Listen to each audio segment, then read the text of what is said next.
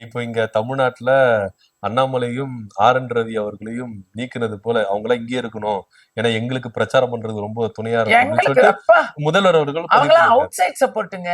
ம், டிஎம்கே, காங்கிரஸ் இவங்கெல்லாம் மத்திய பாஜக அரசுக்கு அவுட் சைட் சப்போர்ட். ம், இவங்க இங்க பண்ணிக்கிட்டு இருக்கிற பஞ்சாயத்துகள் ஏற ஏற ஏற ம், அங்க வந்து கம்பேரிசன் வரும் தாங்க. இவங்க கேக்குறாங்கல்ல, ஆமா.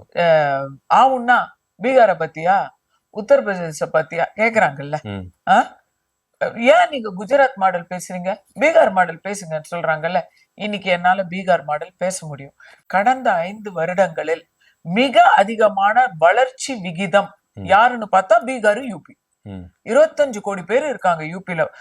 இந்தியாவிலேயே அதிக அளவுக்கு மக்கள் தொகை இருக்கக்கூடிய மாநிலம் யூபி. மக்கள் தொகை அதிகமா இருந்ததுனால வளர்ச்சி அடைஞ்சு சொல்ல இல்ல முடியுமா? இல்ல இல்ல இல்ல ம், நான் மக்கள் தொகை வளர்ச்சியை சொல்லல. அதுவுமே அங்க வந்து வளர்ச்சியை கட்டுப்படுத்த முயற்சி பண்ணிட்டு இருக்காங்க. ஆனா அங்க ஏன்னா பெரிய நம்பர் இருக்கு, அது இன்க்ரீஸ் ஆயிட்டே இருக்கு. ம், அங்க கிரைம் ரேட் எவ்வளவு இருக்கணும்? ம், இந்தியாவிலேயே கிரைம் ரேட்டு மிக அதிக அளவில் குறைந்த மாநிலம் எதுன்னு பாத்தீங்கன்னா யூபி.